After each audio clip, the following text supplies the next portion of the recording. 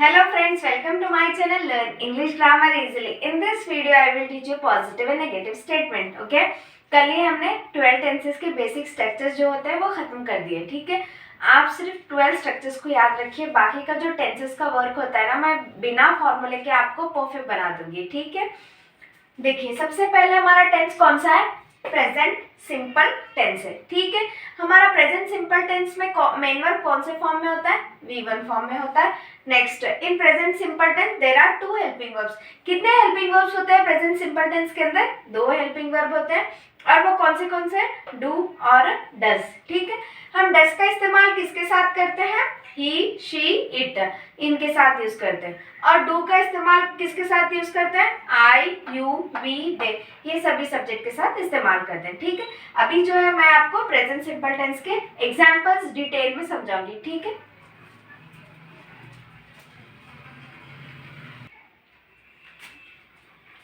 हाँ, अभी मैं आपको जो एग्जाम्पल जो है एक डिटेल में बताऊंगी. ठीक है, आई कम हियर, ये क्या है? आपका पॉजिटिव स्टेटमेंट है.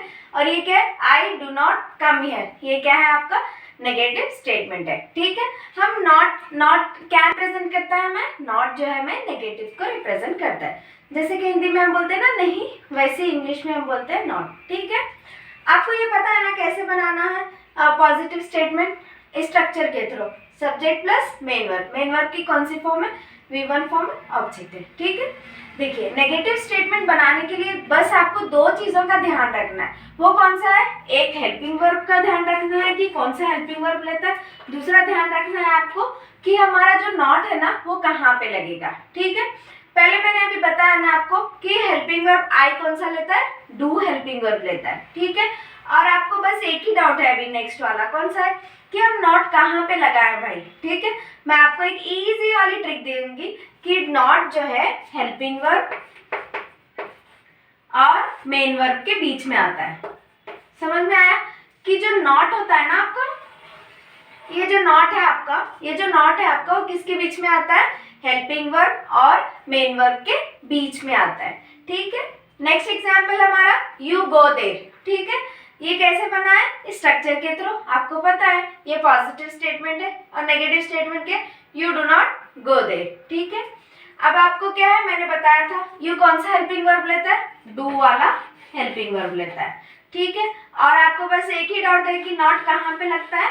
हेल्पिंग वर्ब और मेन वर्ब के बीच में आता है. गो क्या है? आपका मेन वर्ब है और कौन सी फॉर्म है?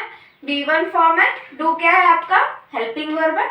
और नेगेटिव स्टेटमेंट बनाने के लिए जो नॉट लगता है ना वो इन दोनों के बीच में आता है. ठीक है, नेक्स्ट ही स्पीक्स इंग्लिश. ठीक है, मैंने आपको एक चीज बताई थी, आपको याद है या नहीं मुझे नहीं पता, कि जो प्रेजेंट सिंपल टेंस होता है उसके अंदर जब भी ही, शी, इट या थर्ड पर्सन सिंगुलर वाले सब्जेक्ट का हम इस्तेमाल करते हैं, जो उसका मेन वर्ब होता है ना, ये जो उसका मेन वर्ब है, स्पीक क्या है? आपका मेन वर्ब है. और उसके पास क्या लगता है? SRES लगता है. मेन वर्ब में क्या लगता है? SRES लगता है. वो SRES किसके ऊपर डिपेंड रहता है? जो वर्ब होती है ना उसके ऊपर डिपेंड होता है. ठीक है, इंग्लिश क्या है? आपका ऑब्जेक्ट है. ठीक है, गौर करने वाली बात नेगेटिव स्टेटमेंट में है. ठीक है, he does not speak English. He कौन सा हेल्पिंग वर्ब लेता है? डज लेता है, ना कि डू लेता है. ठीक है, और नॉट किसके बीच में आता है? हेल्पिंग वर्ब और मेन वर्ब के बीच में आता है. समझ में आया? नॉट किसके बीच में आता है? हेल्पिंग वर्ब और मेन वर्ब के बीच में आता है. गौर कीजिए यहाँ पे कि हमने जो है पॉजिटिव स्टेटमेंट में क्या लिखा है? ही स्पीक्स इंग्लिश लिखा है. लेकिन जब हमने नेगेटिव स्टेटमेंट बनाया है यहाँ पे हमने जो है सिर्फ V1 फॉर्म का लिया, V1 फॉर्म को इस्तेमाल किया है, ना कि SRES को हम इस्तेमाल करते हैं. समझ में? जब आप नेगेटिव स्टेटमेंट बनाते हो ना तब जो है उसके अंदर क्या है? SRES नहीं ऐड करना.